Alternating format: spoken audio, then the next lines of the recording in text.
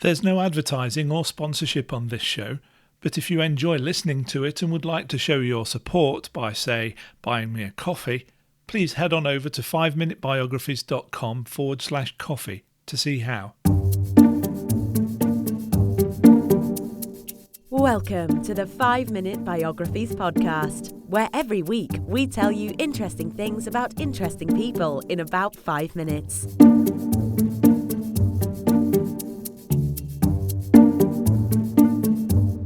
And now here is your host, Wayne Armstrong. Hi guys, welcome to the 5-Minute Biographies podcast, Season 6, Episode 8, Douglas Adams. Douglas Noel Adams was born on the 11th of March 1952 in Cambridge, England, but was brought up in East London as he and his parents, Janet and Christopher, moved there when Douglas was only a few months old. 3 years after Douglas was born, his mother gave birth to his sister Susan, but unfortunately only 2 years or so after that, his parents were divorced.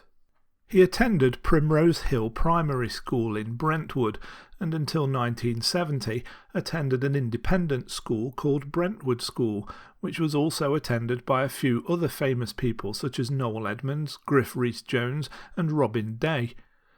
Adams' former master, Frank Halford, used to joke that he stood out from the crowd because he was unnecessarily tall. By the time he was 12, he had stopped growing but had already reached a height of 6'5". In reality, Douglas stood out for another very important reason: his ability to tell a good story. In fact, he was so good that Halford once awarded Douglas 10 out of 10 for creative writing, the only time he has ever done so. Douglas published a number of pieces of writing whilst at school, including a report about the photography club, as well as spoof reviews in the school magazine, which was called Broadsheet. Broadsheet was edited by Paul Neil Milne Johnston, which, to fans of The Hitchhiker's Guide to the Galaxy, is a name that will be familiar, as it became a character in his book. His work wasn't only published internally at the school though, as Douglas also had a short story published in the boys' comic The Eagle in 1965. After school, Douglas Adams went to university at St John's College, Cambridge in 1971, where he immediately wanted to join the Footlights, which was a student-only comedy club. Participation in the club was by invitation only though, and he wasn't elected straight away, but managed to achieve his aim 2 years later after having written and performed reviews in a group called Adams Smith Adams. Adams graduated from Cambridge in 1974 with a BA in English Literature. Adams had a desire to continue a career in writing, and so after university he returned to London with the intention of getting into TV and radio.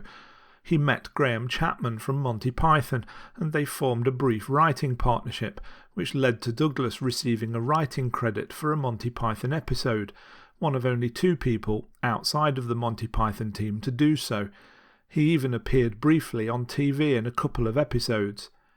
After this brief foray into the world of Python, Douglas Adams found that his writing style wasn't really what mainstream TV and radio was looking for, and so in order to make ends meet, he ended up doing various odd jobs, including as a chicken shed cleaner, hospital porter, and even a bodyguard, but in the end, as work dried up, he had to move in with his mother.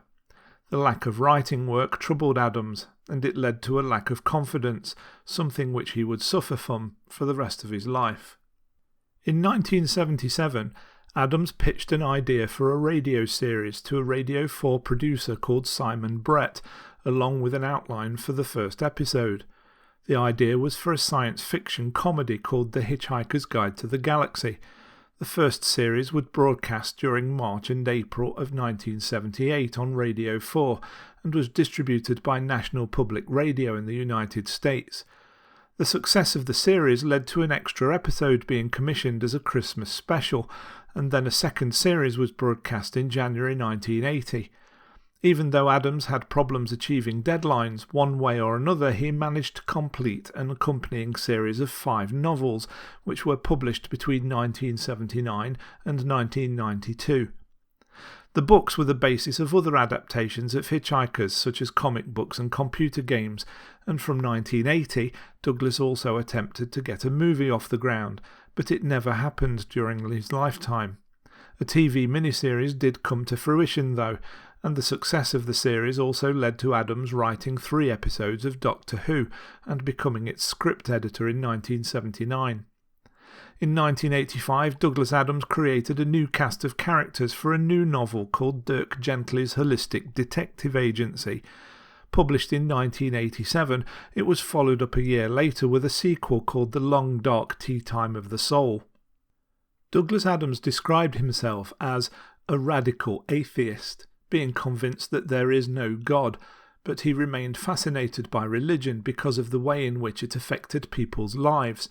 He was also an environmental activist who campaigned on behalf of endangered species and made a radio series called Last Chance to See, which featured him travelling around the world attempting to encounter them. During the 1980s, Douglas Adams met Jane Belson, and the pair became romantically involved.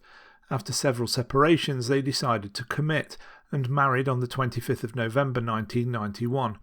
The couple had a daughter called Polly Jane Rocket, who was born on the 22nd of June 1994, just after Douglas Adams' 42nd birthday. In 1999, the family moved to Santa Barbara, in California. On the 13th of May 2001, Douglas Adams was due to deliver the commencement address at Harvey Mudd College. Unknown to Adams, he had been suffering from a gradual narrowing of his coronary arteries, and after completing his regular workout at the gym 2 days before the address, on the 11th of May 2001, he suffered a heart attack and died. He was only 49 years old. Various tributes were paid to Adams after his death, including the Minor Planet Center naming an asteroid 18610 Arthur Dent, after probably his most famous character creation, and 25th of May has become known as Towel Day in his honour. I hope you enjoyed that episode of 5 Minute Biographies. If you did, why not say thanks by buying me a coffee? Head on over to 5minutebiographies.com/coffee to see how. Thanks for listening to the 5 Minute Biographies podcast at www.5minutebiographies.com.